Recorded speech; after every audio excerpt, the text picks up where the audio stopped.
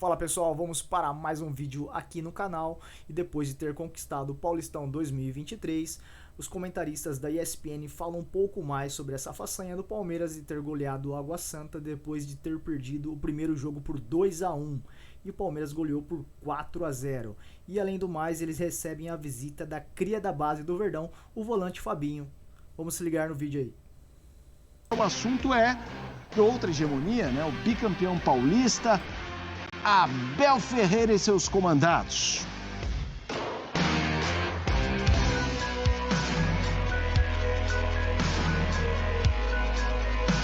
No maior público do Allianz Parque, mais uma vez, todos entoaram o mesmo lema.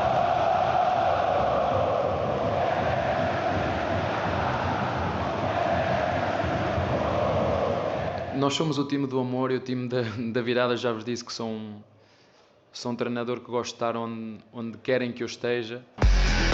Funcionou diante do São Paulo em 2022, funcionou esse ano contra o Água Santa. Na temporada passada, o Palmeiras perdeu o primeiro jogo por 3-1 no Morumbi. Parecia pouco provável a virada diante de um rival, mesmo em casa. Mas no primeiro tempo, o time já tinha revertido a vantagem, conquistando o título com goleada de 4-0.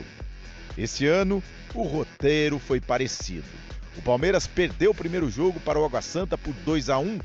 A novidade foi a postura do técnico, que logo após a derrota deu uma declaração para mexer com o brio dos jogadores. Mas tinha que lhes tocar de alguma forma no ego, tinha que lhes tocar de alguma forma porque, como disseste bem, em nossa casa, com os nossos torcedores, com este ambiente, seria uma vergonha se nós não ganhássemos aqui.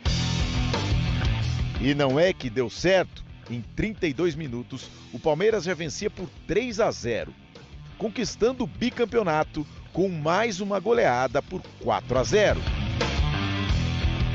O Campeonato Paulista foi o segundo título do Palmeiras em 2023 e o 8º sob o comando de Abel Ferreira em 2 anos e meio.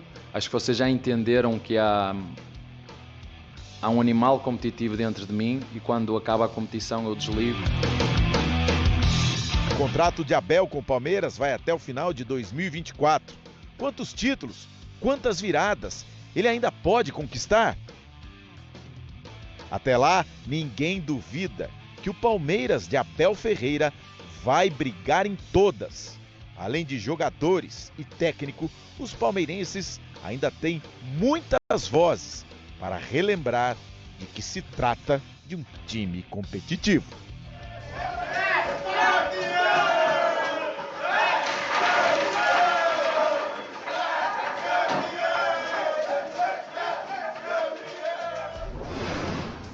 Vamos lá, vamos falar do Palmeiras histórico, e é mesmo, né? Abel Ferreira já é o segundo treinador com mais títulos na história do Palmeiras. E essa tela, ela é só estatística, é numérica. Se a gente for dar peso para os 8 títulos, a gente não está falando de qualquer campeonato, é campeonato parrudo mesmo. Oswaldo Brandão tem 10 títulos, o Abel com 8, Vanderlei Luxemburgo também 8, Ventura Rambon com 7, Luiz Felipe Scolari com 6. Esse último, o Campeonato Paulista de 2020. Desculpa te interromper. Imagina. É assim, a questão sobre o principal técnico da história do Palmeiras é uma conversa que continua, é gostoso falar sobre isso, né? Embora a comparação entre eras seja tão difícil, uma instituição que tem uma história tão longa como a do Palmeiras, como é que você vai conseguir medir o impacto do período do Brandão, por exemplo, né? Esquece que ele é o cara que está no topo dessa lista aí em conquistas, né? Como é que você vai medir o impacto da primeira Libertadores, que foi o Filipão, sim, que ajudou o Palmeiras a conquistar? E como, ainda vivendo a chamada era Abel Ferreira, nós vamos entender esse momento daqui a, né, quando daqui a algum tempo a gente puder olhar para trás.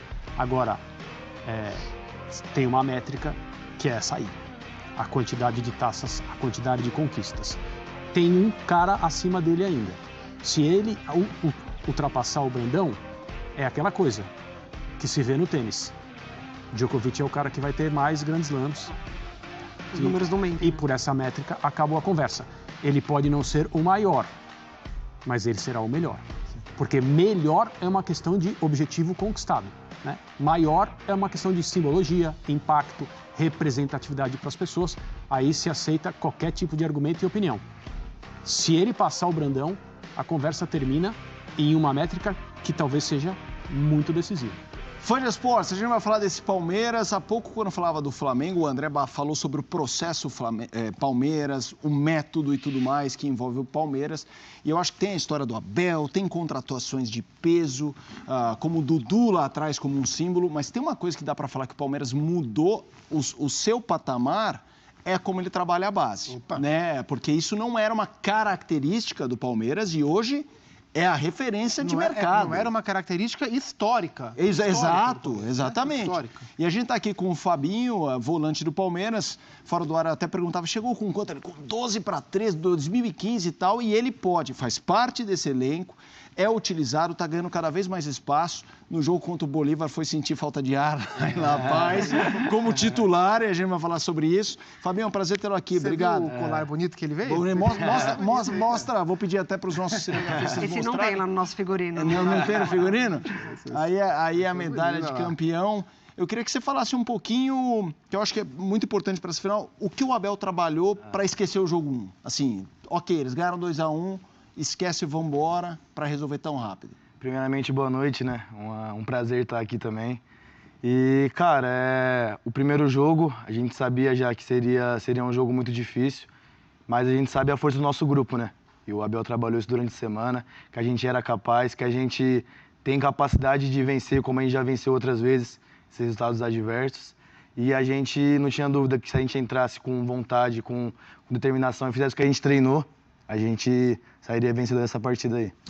Fabinho, assim, a gente fica muito surpreso com a capacidade que o Abel tem, junto com os jogadores, de manter a faca nos dentes o tempo inteiro, de 2020 a 2023, em campeonatos importantes ou campeonatos menos importantes, como o Paulistão, ele é menos importante do que outros que o Palmeiras ganhou, mas o nível de concentração, a chamada mentalidade vencedora do time, ela é absurda. Como é que o Abel estimula e treina isso com vocês? É incrível, né? Essa comissão, o Abel, a comissão dele, o nosso grupo também, é um grupo muito vencedor. Eu vivenciando agora, eu tô vendo muito isso. Quando a gente foi campeão da Supercopa no começo do ano, quando a gente estava no ônibus já, o pensamento já era no Campeonato Paulista, ser campeão de novo, como é bom. E é bom pra gente, né, que tá subindo agora, já tá num time desse porte, com um grupo com essa mentalidade. Então, pra gente é muito gratificante. Voltando um pouquinho, até você chegou aqui no estúdio, a gente estava no debate, né, sobre Jorge Jesus, treinador do Flamengo. Quando o Abel chega para vocês que estão na base, e aí vocês é um treinador estrangeiro, uma filosofia nova dentro do clube, e vocês, paralelo a isso, a base conquistando resultados importantes, como que vocês, com essa vontade, esse projeto, né, de profissional, de vida, de chegar no profissional, começa a ver o trabalho do Abel dando resultado? Como que é a conversa entre vocês ali? Como que isso aconteceu? Vocês, jogadores da base, acompanhando paralelo a isso. A gente acompanha, né, esse time há bastante tempo já, né? Eu tô desde os 13, então peguei bem essa época e a gente conversa bastante, né? A gente da base, né, conversa bastante, que a gente trabalha para a gente ter a oportunidade e é uma honra fazer parte desse grupo, que como eu falei, já é um grupo muito vencedor. Ô Fabinho, o Abel não é um técnico de poucas palavras, publicamente, né? Nas entrevistas que ele dá, ele não tem nenhum problema em falar longamente, né? É uma pena que, é óbvio, ele seja um técnico que o grande público não conhece, certo? Porque ele também toma a decisão de não dar entrevistas exclusivas, participar de conversas mais elaboradas a respeito da própria figura dele, que tem uma tremenda importância já no futebol brasileiro, é um direito dele, não se discute. Mas é uma pena que alguém que atingiu a estatura que ele tem não seja uma figura conhecida do grande público em relação aos seus pensamentos e tal. É claro também que os jogadores do Palmeiras o conhecem muito bem, porque ele é um cara diferente do que ele é ali na hora que ele fala com os jornalistas. Mas como o grupo de jogadores do Palmeiras entendeu a frase do Abel? Ou nós vamos reverter na semana que vem, ou vamos passar uma grande vergonha. Como que os jogadores entenderam essa frase, especialmente o uso da palavra vergonha? A gente entendeu bem do que a gente sabia, do que a gente é capaz, né? A gente sabe do que a gente é capaz e acredito que não fizemos um bom primeiro jogo. E acho que quando ele usou essa palavra vergonha foi mais nesse sentido, né? Que a gente soubesse, se a gente desse o nosso melhor e fizesse o nosso melhor dentro de campo, a gente sairia campeão e foi assim que aconteceu. Eu acho que você é capaz de dar uma resposta interessante sobre o assunto Endrick, porque o Endrick vendido para o Real Madrid e tudo mais, mas imagino que lá na base você tenha visto o Endrick nenê, né? Vai lá pegar água, moleque, sabe? Sai daqui e tal. E ele passou uma caminhada complexa nesse Campeonato Paulista de vendido para o Real Madrid, mas com 16 anos e meio tendo que virar, sabe, o matador, resolver e tal. E aí, na final, ele faz um gol em cada jogo. Então, me parece que é um clique importante para ele, para também acalmar uma série de discussões. Então, eu queria que você falasse primeiro como que era o Endrick na base e como foi esse Paulista. Se o elo de apoio do Endrick ainda são meninos, claro que ele deve ter os jogadores experientes, mas a intimidade de vocês na base é diferente. Como é que foi o bastidor desse Paulistão para o Endrick? O Endrick é um fenômeno, né? E a gente sabe da qualidade, da capacidade que ele tem. Eu lembro um caso, quando eu estava no Sub-20, a estreia dele no Sub-20, que acho que foi contra o Corinthians, se eu não me engano, que ele entrou e já falou, dá em mim que eu vou resolver. Ele devia ter 15? Tinha 15 anos na época. Então, é bem isso, né? A mentalidade dele, mentalidade vencedora, de cara que decide, e ele é um fenômeno. É bom, muito bom estar com ele, compartilhar com ele esses momentos também. A gente está sempre aí do lado, sempre dando conselhos para ele também, que é o moleque mais novo, o moleque que escuta, né? Então, o bom é isso.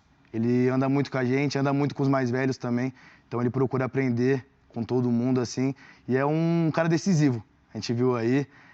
Não vinha fazendo gol, mas a gente falava para ele para ter paciência e ele é assim, ele trabalha firme e chegou na final e decidiu pra gente. O Fabinho, vamos falar um pouco da sua posição, né? Você é um volante de marcação e o Palmeiras perdeu um dos melhores volantes de marcação do país, o Danilo, que foi lá pro Nottingham Forest, inclusive foi titular nos 2 últimos jogos do Forest e foi elogiado.